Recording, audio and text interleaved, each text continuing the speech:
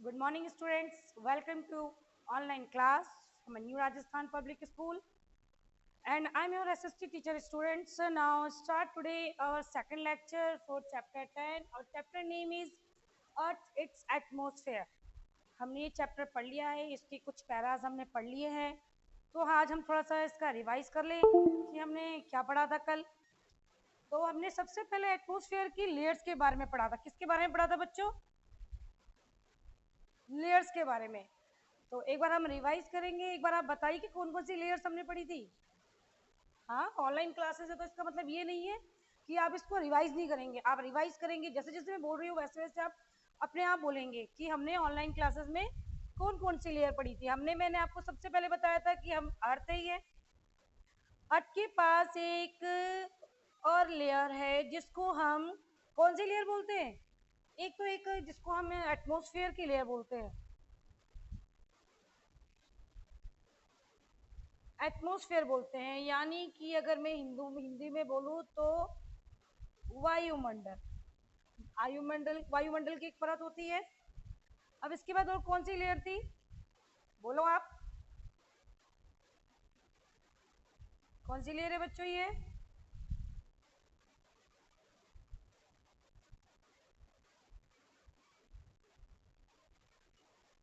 Troposphere. Second layer कौन सी थी हमारी?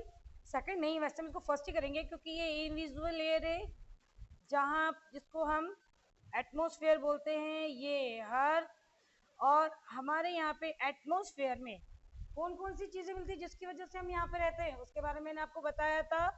गैसेज है यहाँ पे जिसकी वजह से हम अर्थ पे सरवाइव करते हैं. मैंने गैसेस के बारे में बताया था. फर्स्ट हम रिवाइज करेंगे हम ट्रोपोस्फेयर. आप फर्स्ट लेयर हमारी ट्रोपोस्फेयर. बच्चों हमारी सेकंड लेयर कौन सी है बताइए.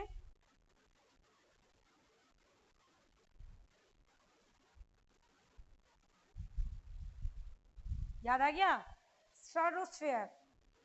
ओके. अब हमारी थर्ड लेयर कौन सी आ जाएगी बच्चों?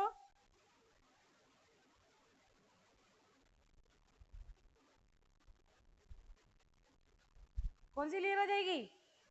Yes, mesosphere. अब एक और लेयर आ जाएगी, फोर्थ लेयर, जिसको हम बोलेंगे थर्मोस्फेयर. कौन सी लेयर आ जाएगी बच्चों? Yes, thermosphere. नेक्स्ट, ये एक लेयर तो नहीं, ये तो एक यूनिवर्स आ जाती है लेकिन लेयर में ही काउंट हो जाती है. थर्मोस्फेयर को ही हम एक और नाम से जानते हैं जिसको हम कौन सी लेयर बोलते हैं, बताया था मैंने आपको, आइनोस्फेयर. एक लेयर आती है एक्सोस्फेयर.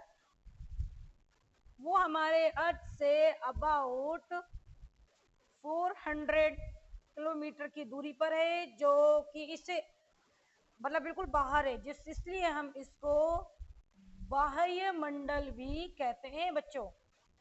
तो मैंने आपको इन लेयर्स के बारे में बताई थी तो शायद आप लोगों ने रिवाइज तो किया होगा, क्योंकि हमारी जो ये लेयर है, इस लेयर की वजह से ही हमें सपोर्ट मिलता है अर्थ पर रहने के लिए, सरवाइव करने के लिए. एक और सबसे इम्पोर्टेंट सॉरी, एक और सबसे इम्पोर्टेंट लेयर है बच्चों. आप मुझे बताएंगे, मैंने आपको बताया था कि एक ओजोन लेयर भी है. एक ओजोन लेयर की परत है, हम जानते हैं. We protect us from the UV rays from the sun. सूरज से आने वाली अल्ट्रा वायलेट रेडिएशन होती है जो कि हमें प्रोटेक्ट करती है उससे आने वाली पराबैंगनी किरणों से. तो वो कहाँ पे पाई जाती है बच्चों? स्ट्रेटोस्फेयर कहाँ है? यहाँ पे. तो ये यहाँ पे वो लेयर पाई जाती है स्ट्रेटोस्फेयर पे, जिसको हम ओजोन लेयर कहते हैं. कौन सी लेयर बोलते हैं? Ozone layer. Protect us from UV rays from the सन. जो कि ये बहुत ही हार्मफुल होती है. क्या होती है? हार्मफुल. सूरज से आने वाली जो पराबैंगनी किरणें होती है वो बहुत ही हार्मफुल होती है. ओके. नेक्स्ट, अच्छा, हमने एक चीज और भी बताई थी, मैंने आपको बताई थी कि हमारे अर्थ पे कंपोजिशन ऑफ एयर, लर्न किया आप लोगों ने, कंपोजिशन ऑफ एयर। मैंने आपको बताया था 78% हमारे अर्थ के ऊपर क्या है, nitrogen, nitrogen, and 21% oxygen and 1% other gases. Okay, तो ये सब आपने, आई होप कि आप लोगों ने सबने ये रिवाइज कर लिया होगा। Very good. अब हम आगे चलते हैं, और ये सब इसी से रिलेटेड मैंने आपको कुछ क्वेश्चन आंसर्स दिए थे। कोई भी क्वेश्चन आंसर चैप्टर्स के बाहर से नहीं है, ये सारे क्वेश्चन आंसर जितना मैंने ब्लैक बोर्ड पे समझाया है उतना ही आपकी बुक में से आया है। ओके, नेक्स्ट हम करते हैं, आज हम कुछ और इसी चैप्टर से रिलेटेड हम कुछ टॉपिक्स क्लियर करेंगे।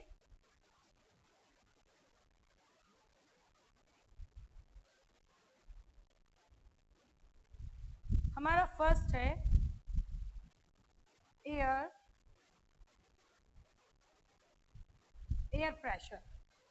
Air pressure, air pressure are defined as the pressure exerted by the weight of air on the earth's surface। हम सब जानते हैं कि अर्थ है, अर्थ पे हम सब रहते हैं, अर्थ के ऊपर एयर का प्रेशर बना रहता है, अर्थ के ऊपर एयर का प्रेशर बना रहता है। हमें अर्थ पे में हवा दिखती नहीं है। आपने कभी देखी है हवा? नहीं, मैंने तो नहीं देखी है। हम हर चीज देखते हैं, फॉग देखते हैं, रेन देखते हैं, और पेड़ों के पत्ते हिल रहे हैं, सब चीज देखते हैं, लेकिन हमें एयर नहीं दिखती है। हमें एयर क्यों नहीं दिखती है? हमें हमें एयर नहीं दिखती है, और साथ में ये इनविजिबल होती है। हम एयर को फील कर सकते हैं। हम जैसे कभी बैठे तो हम कहते हैं ना, आज हवा ठंडी चल रही है, आज हवा गर्म चल रही है, तो गर्मियों का टाइम है, हम क्या कहते हैं, हवा बहुत ही हॉट है आज की एयर। तो हम हवा को फील कर सकते हैं। हम अर्थ के ऊपर रहते हैं, हवा का दबाव हमारे ऊपर बराबर बना रहता है, जिसकी वजह से हमें हवा का भार का पता नहीं चलता है, लेकिन हवा का भार हमारे ऊपर बना रहता है, जिसकी वजह से हमें वो हवा का जो दबाव होता है वो चारों तरफ से बराबर होता है। ये नहीं कि हवा का दबाव सिर्फ हमारे सर से आ रहा है या हमारे सिर्फ हाथों से आ रहा है। तो हवा का दबाव हमारी बॉडी पे बराबर बना रहता है, और वो चारों तरफ बना रहता है, जिसकी वजह से हमें फील नहीं होती है कि हवा का दबाव हमारी बॉडी पे बना हुआ है, क्योंकि वो चारों तरफ से हमारी चारों तरफ से हवा का दबाव बना हुआ है। And the air pressure is influenced to temperatures and given the place to a sea, and temperature is high to get heated and rise. The created a low pressure area, to low pressure is associated with the cloudy skies and a wet weather। हमारे जो air है, हमारे ऊपर जो हवा का दबाव बना रहता है बच्चों, जिसकी वजह से हवा, ये हाई प्रेशर हो गया, high pressure and low pressure. हमारी जो हवा है वो ऑलवेज हाई प्रेशर से लो प्रेशर की तरफ बहती है। एग्जाम्पल, जैसे ओशन है, ओशन है, ओशन के ऊपर इस हवा का दबाव ज्यादा बना रहता है। क्यों? क्योंकि हम जानते हैं कि गर्मी बहुत ज्यादा है, तो जिसकी वजह से पानी का वेपरेशन, वाटर वेपरेशन होता रहता है। तो हवा जब गर्म हो जाती है, हवा जब बहुत ज्यादा गर्म हो जाती है, तो हवा वो धीरे धीरे धीरे धीरे ऊपर उड़ने लग जाती है, जिसकी वजह से हवा हल्की होकर के वो आसमान में क्या करती है, क्लाउड्स तैयार करती है। और जो हमारे जहां पर भी हमारे लो प्रेशर होता है, लो प्रेशर होने की वजह से हवा आसमान में उड़ जाती है। और जो हाई प्रेशर, यानी कि जैसे गर्मी बहुत ज़्यादा है, तो जब गर्मी बहुत ज़्यादा होती है तो गर्मी के दौरान सूरज बहुत तेज होता है, पानी भाप बन के बन गया।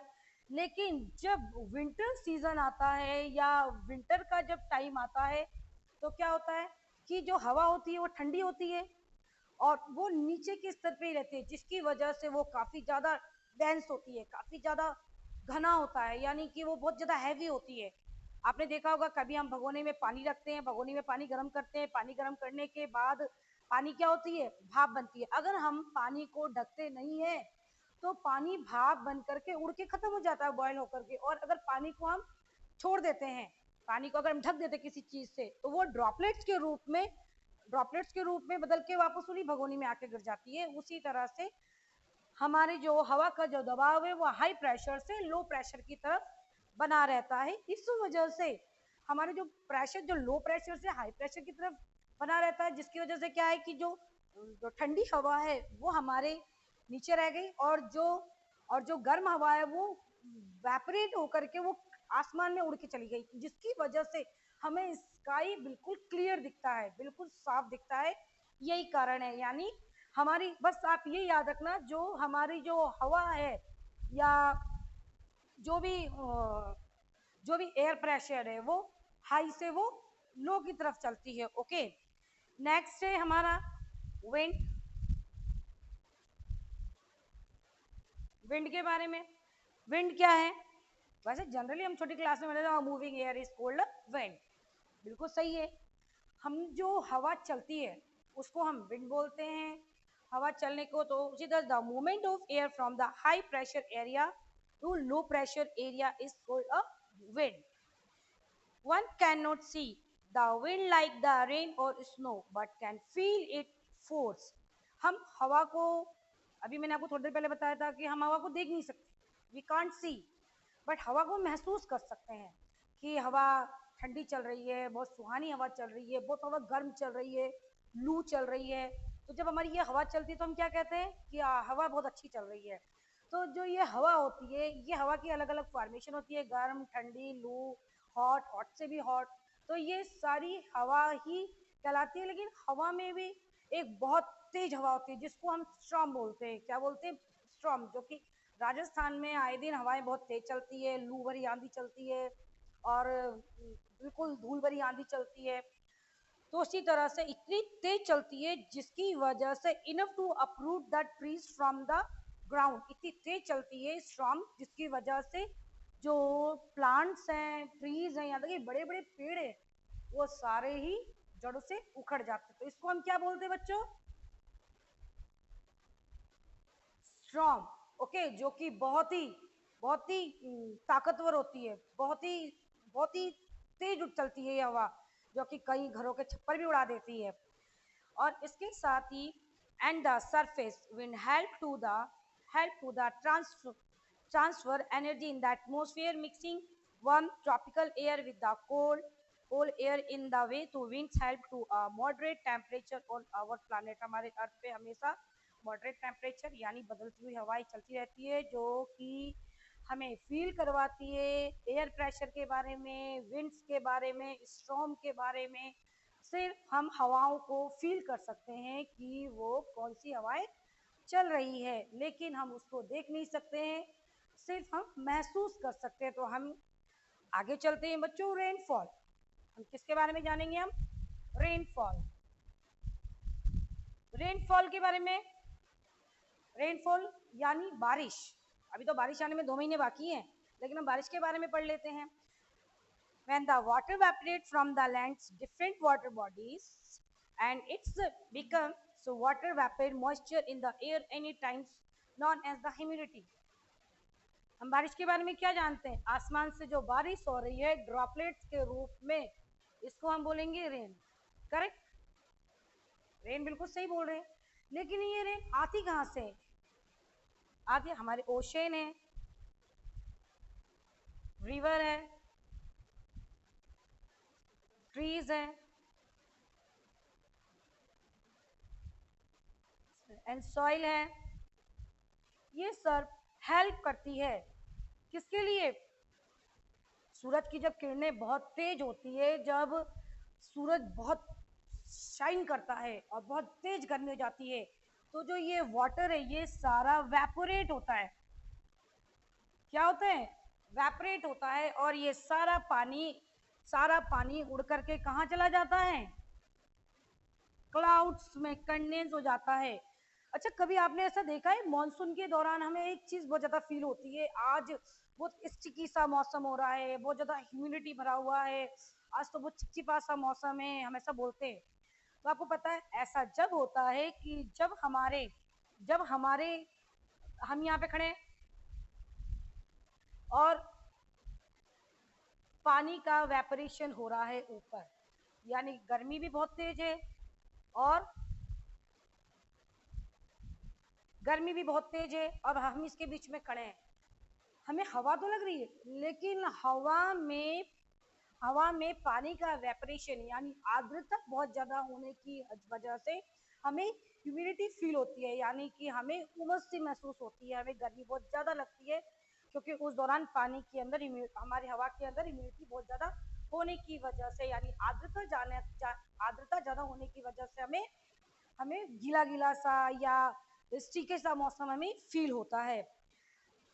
स्टिकी सा मौसम फील होता है। मैंने आपको जैसे बताया कि जितना भी पानी है भाप के रूप में सारा आसमान में कंडेंस हो जाता है, और इसके बाद जब ये पानी यहाँ पे जाके ड्रॉपलेट्स के रूप में सारा आइस के रूप में सब एक छोटी छोटी क्या है क्लाउड्स, क्या है मैंने आपको पहले बताया था, जैसे कि है ना डस्ट पार्टिकल्स होते हैं, ऐसा क्लाउड्स होता है, उसके ऊपर सारा जो पानी होता है यानी कि नदियों का पानी, ओशियन का पानी, सारा पानी जाकर के इस ड्रॉपलेट्स के रूप में जाके एक ड्रॉपलेट्स के रूप में जम जाता है।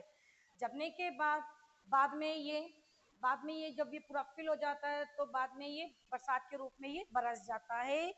तो रेन के रूप में जो ये बारिश आती है जिसको हम प्रेसिपिटेशन कहते हैं। प्रेसिपिटेशन यानी जो लिक्विड फॉर्म में जो पानी आता है उसको हम क्या बोलते हैं? रेन। ओके, लिक्विड फॉर्म में आने वाले को हम down the precipitation and the down the earth liquid form में जो आता है उसको हम क्या बोलते हैं? एंड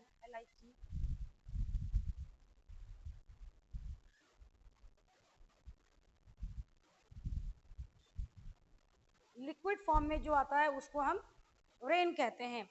अब हम चलते weather and climate. Weather and climate के बारे में आते हैं। The term weather means of the state of the atmosphere at a particular place at the particular time. It include the information on weather elements such as the temperature, air pressure, wind, humidity, cloud cover and rain. We usually get the information about the weather from the weather reports and the particular helpful as the advance at about the approaching. अच्छा, हम दो चीज के बारे में जानेंगे, climate और weather के बारे में। किसके बारे में हम जानेंगे? क्लाइमेट और वेदर के बारे में। क्लाइमेट के बारे में हम क्या जानते हैं? क्लाइमेट, चलो हम पहले वेदर के बारे में जानेंगे। वेदर क्या है? वेदर के बारे में हम जानेंगे। वेदर एवरीडे का वेदर होता है। वेदर का मतलब होता है कि आज मौसम बहुत गर्म है। आज का वेदर हम किसे बोलते हैं? आज का वेदर कैसा है? तो आज का वेदर बहुत गर्म है। आज का वेदर कैसा है? आज का वेदर बहुत ठंडा है। आज का वेदर ह्यूमिडिटी भरा हुआ है। और आज का वेदर, हम एवरीडे का जो वेदर काउंट होता है उसको हम वेदर बोलते हैं। Weather, okay. एंड वेदर के साथ साथ वेदर होता है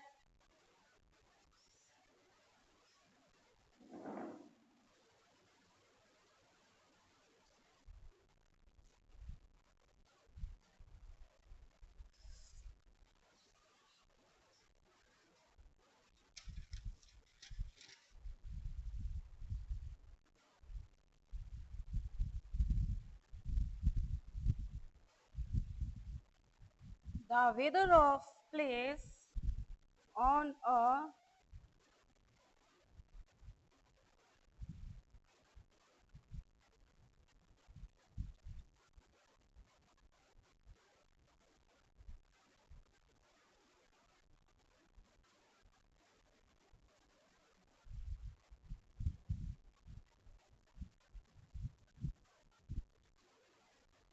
बच्चों, मैंने आपके पास वेदर और क्लाइमेट की डेफिनेशन लिख दी है, हालांकि बुक में भी है, लेकिन ये आप लर्न कर लेना। The weather of place on a particular day and comprise the atmospheric condition in the place of that day. हम क्या करते हैं, मैं आपको एवरीडे का टेम्परेचर पूछती हूँ कि बच्चों आज का कैसा टेम्परेचर है? आज बहुत गर्मी है।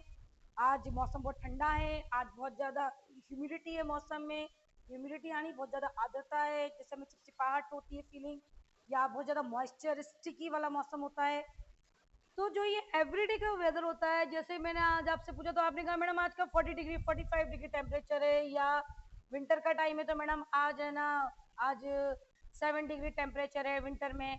तो हमें ये जब जब ह्यूमिडिटी वाली मौसम होती है तो जैसे कि 21, ज़्यादातर बरसात के मौसम में 21, 22, 23 डिग्री टेम्परेचर ऊपर नीचे हो जाता है, क्योंकि पानी की मौसम के अंदर, हवा के अंदर बहुत ज़्यादा मॉइस्चर हो जाता है। बहुत ज़्यादा मॉइस्चर होने की वजह से हमें, हमारा जो वेदर होता है बरसात में 21, 22, 25 तक चलता रहता है। ओके, तो ये एवरीडे का जो वेदर होता है वो हमें, उसको हम वेदर कहते हैं।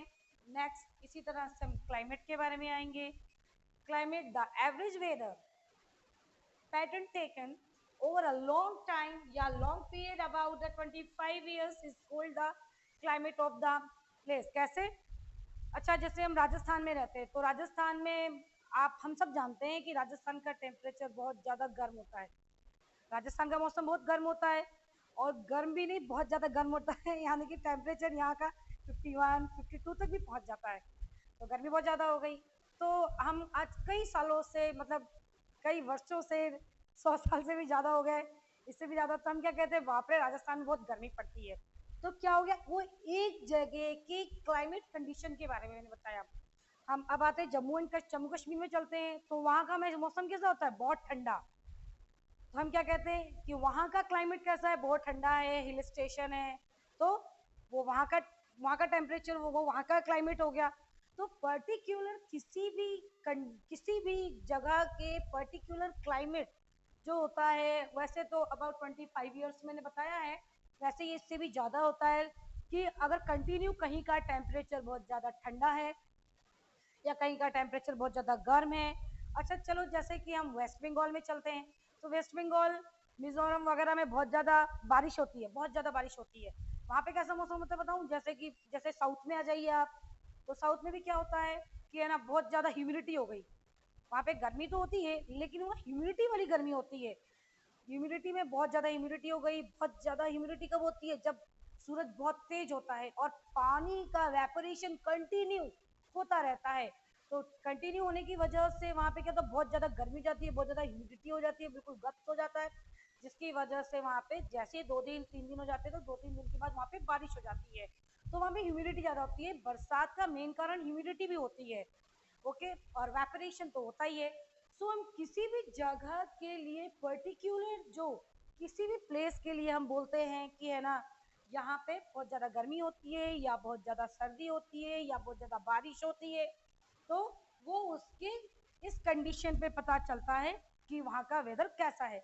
इसके साथ साथ हमारे वेदर के अंदर कैसे पता चलता है, वेदर के अंदर हमें न्यूज़ चैनल्स के द्वारा फोरकास्टिंग हो जाती है, न्यूज़पेपर के द्वारा, आजकल तो मोबाइल है, मोबाइल है, मोबाइल के द्वारा हमें पता चल जाता है कि आज का टेम्परेचर कितना है। मोबाइल ने हमें बता दिया आज का 45 डिग्री टेम्परेचर है, दोपहर में कितना टेम्परेचर है, अर्ली मॉर्निंग कितना टेम्परेचर है, नाइट में कितना टेम्परेचर है। तो वेदर है जो कि फोरकास्टिंग हो जाता है न्यूज़पेपर के द्वारा, वो सैटेलाइट्स हमें बता देती है कि आज का टेम्परेचर क्या है। तो बच्चों, आज का हमारा ये चैप्टर क्लियर हो गया है। हमने पढ़ा है एयर प्रेशर के बारे में, विंड के बारे में, हमने रेन के बारे में, रेनफॉल के बारे में, और हमने साथ में क्लाइमेट और वेदर के बारे में भी पढ़ा है। तो ये आज का हमारा चैप्टर कंप्लीट हो गया है। इससे रिलेटेड मैं आपको कुछ क्वेश्चन आंसर्स करवाऊंगी जो कि हमारे बुक्स में ही हैं। उससे पहले हम थोड़े बहुत एमसीक्यू और फिल इन द ब्लैंक्स करवाते हैं। तो आप सभी बच्चों अपनी अपनी बुक सामने लेके बैठ जाइए, तो मैं कुछ फिल इन द ब्लैंक्स आपको टिक करवाती हूँ, आप सब देख लेंगे, और क्वेश्चन आंसर्स भी हम टिक करेंगे बुक में ही। सो आप अपनी फेयर कॉपी में कर लेंगे, जितना भी मैं वर्क करवाऊँ आप फेयर कॉपी में करेंगे। ये दोनों डेफिनेशन है, ये दोनों डेफिनेशन भी आप अपनी जब क्वेश्चन आंसर्स में ये क्वेश्चन भी आएंगे तो आप ये दोनों भी, आप यही वाले आंसर लिखेंगे, जब जाकर के हमें भाई इनकी डेफिनेशन से हमें पता चल जाएगा कि कौन सा क्या कह रहा है। ओके, तो नाउ एक्सरसाइज फर्स्ट एक्सरसाइज में choose the correct option. Choose the correct option में हम आते हैं बच्चों। आई होप आप सबने बुक्स निकाल ली होगी।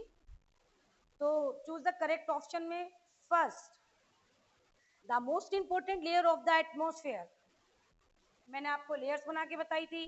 तो हमारा क्वेश्चन कह रहा है कि सबसे इंपॉर्टेंट लेयर कौन सी है हमारे एटमोस्फेयर में, तो ट्रोपोस्फेयर, मेसोस्फेयर, थर्मोस्फेयर या स्ट्रेटोस्फेयर, कौन सी लेयर है सबसे इंपॉर्टेंट?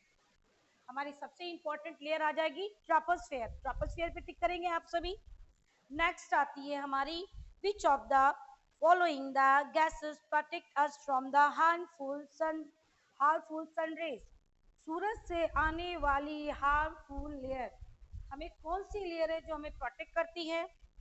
बताइए कौन सी लेयर है जो हमें प्रोटेक्ट करती है? मैंने आपको आज दोबारा रिवीजन में करवाया था, और वो इतनी इंपॉर्टेंट लेयर है कि अगर वो लेयर हमारे एटमोस्फेयर में नहीं होती तो हम यहाँ पे रह नहीं पाते, सरवाइव नहीं कर पाते। मैंने आपको बताया था अगर वो हार्मफुल लेयर अगर हमें प्रोटेक्ट नहीं करती तो स्किन डिजीज में सबसे बड़ी डिजीज जैसे कैंसर जैसी बीमारियां हर एक व्यक्ति को होती है, हर एक व्यक्ति को होती, अगर वो यूवी रेज हमें प्रोटेक्ट नहीं करती। तो कौन सी है वो layer?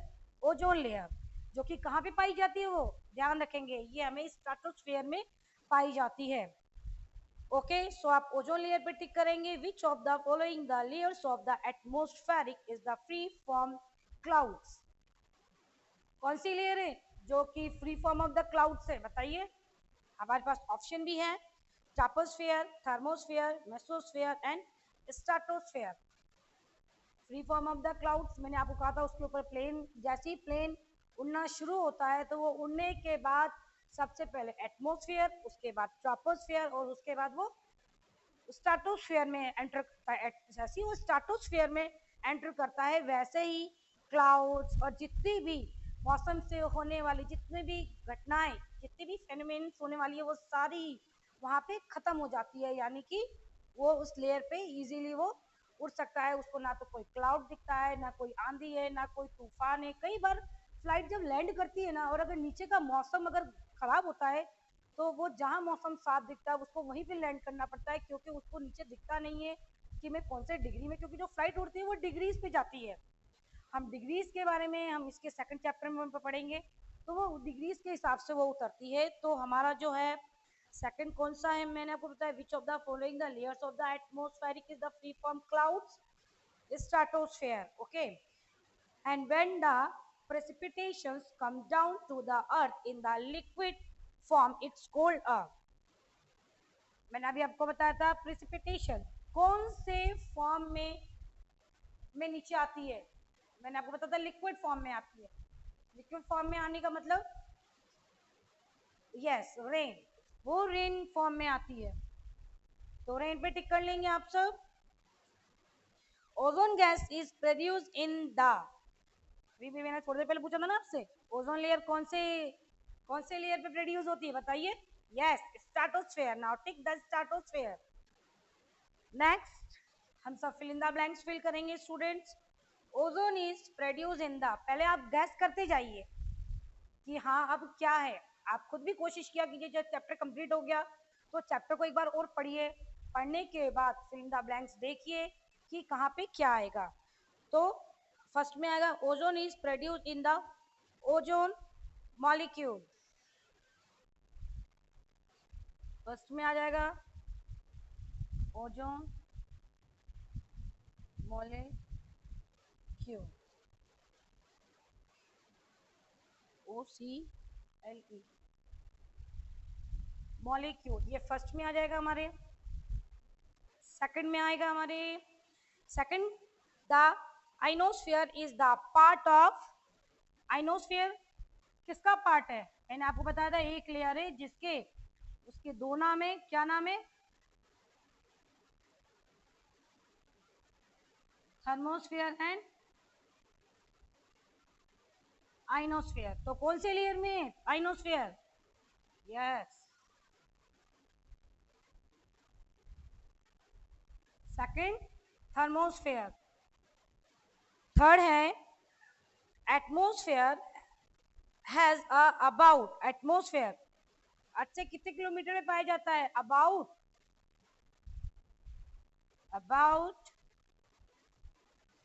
400 kilometre. Okay, the body of the earth as the whole is, sorry third number. Fourth number, ozone layer is situated in the ozone layer is situated in the stratosphere of the earth.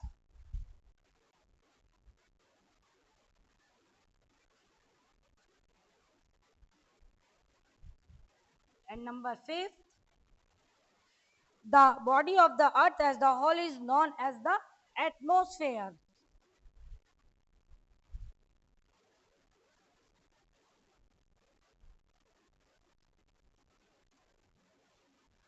Okay ये आपके fill in the blanks है बच्चों। आपके मैंने अभी MCQ भी करवाए हैं, वो आप एमसीक्यू और फिल इन द ब्लैंक से आप ये दोनों ही किस में करेंगे, अपनी फेयर नोटबुक्स में है। ट्रू फॉल्स है, ट्रू फॉल्स भी हम एक बार देख लेते हैं बच्चों। The atmosphere block the dangerous UV rays from the sun. Atmosphere block करती है यूवी रेज को। कौन ब्लॉक करती है यूवी रेज को, बताइए।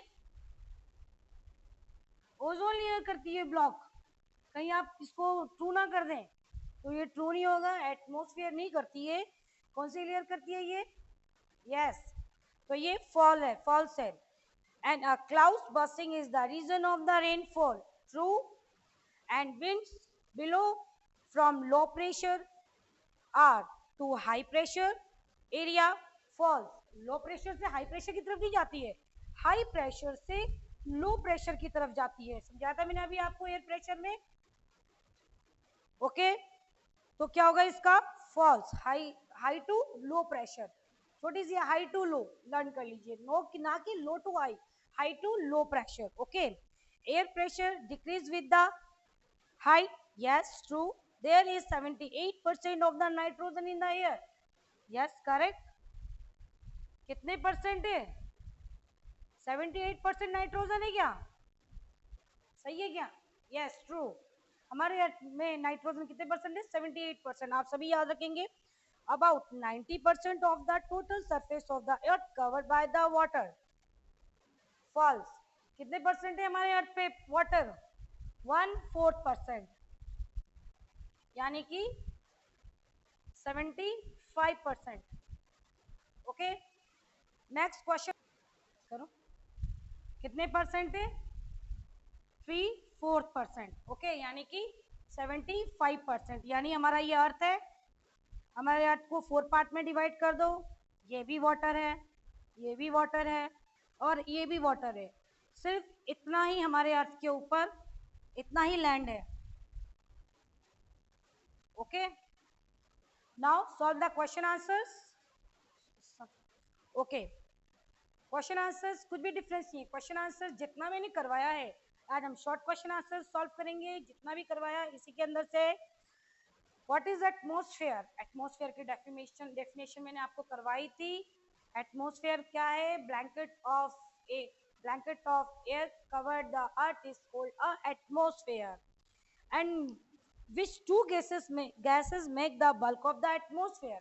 हमारे एटमॉस्फेयर में सबसे ज्यादा मात्रा में पाई जाने वाली गैसेस कौन सी है बच्चों, first nitrogen,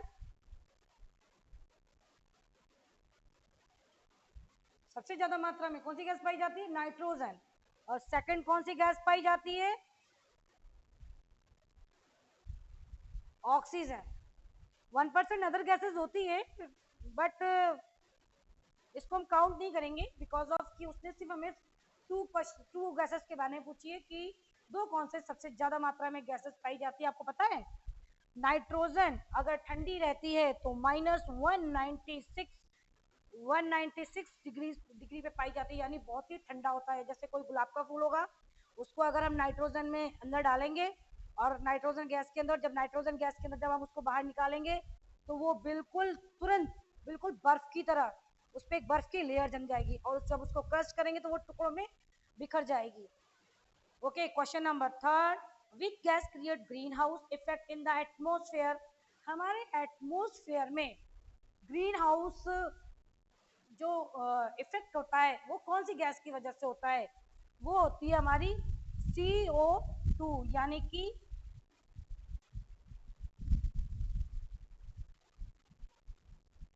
carbon dioxide, carbon dioxide कर लेंगे। कार्बन डाइऑक्साइड हमारे ग्रीन हाउस का मेन इफेक्ट है हमारे एटमॉस्फेयर के अंदर। Question number 4, layer absorbs the ultraviolet radiation. अब बताइए कि हमारे कौन से लेयर है जिसपे अल्ट्रावायलेट रेडिएशन सबसे ज्यादा एब्जॉर्ब होता है? स्ट्राटोस्फेयर। कौन सा? Yes, stratosphere. स्ट्राटोस्फेयर जो होता है ये सबसे ज्यादा अल्ट्रावायलेट रेडिएशन एब्जॉर्ब करता है। Okay, question number 5, name the outmost and the lowest layer of the atmosphere. सबसे अगर हम आउटर मोस्ट लेयर की बात करें तो हमारे अर्थ से आउटर मोस्ट लेयर कौन सी हो जाएगी? बताइए, आप खुद भी बताइए।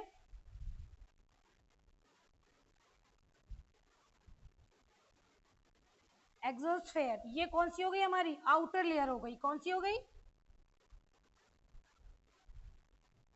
और हमारी फर्स्ट लेयर कौन सी हो गई? बताइए। ट्रोपोस्फियर। हमारी फर्स्ट लेयर ट्रोपोस्फियर हो गई और लास्ट लेयर कौन सी हो गई? एक्सोस्फेयर। तो बच्चों, ये जो भी हमारे शॉर्ट क्वेश्चन आंसर्स हैं, हमारे जो एमसीक्यूज थे, फिल इन द ब्लैंक से, ये सब आप अपनी फेयर कॉपी में करेंगे। मैंने आपको पहले ही बता दिया है। फर्स्ट, गर्मियों की छुट्टियां भी चल रही हैं तो आप क्या करेंगे? सुंदर सुंदर राइटिंग में उसको करेंगे, बहुत प्यारे राइटिंग प्रैक्टिस करेंगे।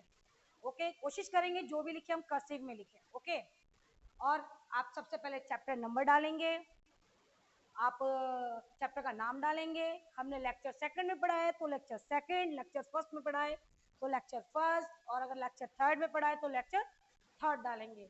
उसके बाद आपको मैंने कुछ क्वेश्चन आंसर्स करवाए थे। मैंने जैसे जैसे डायग्राम्स बनवाए हैं, जैसे मैंने कंपोजिशन ऑफ एयर का डायग्राम बनवाया है, लेयर ऑफ द अर्थ का डायग्राम बनवाया है, तो ये आपको सबको डायग्राम बनाने हैं। आप इसमें अच्छे अच्छे कलर्स भी यूज कर सकते हैं हमारी इन लेयर्स के लिए, और बकायदा उसकी हाइट्स के साथ कहाँ पे ओजोन लेयर पाई जाती है ये सारी आपको एक्सप्लेन करनी है उस डायग्राम में। साथ में कुछ मैंने जो जो डेफिनेशन वगैरह जो आपको करवाई है वो सब, जिससे मैंने नोट्स करवाए वो सब आप लेक्चर के अनुसार आप सारी अपनी नोटबुक्स में करेंगे। फिल इन द ब्लैंक्स करेंगे, एमसीक्यू करेंगे, ट्रू फॉल्स करेंगे। ओके, आज की क्लास यहीं खत्म होती है। Thank you very much.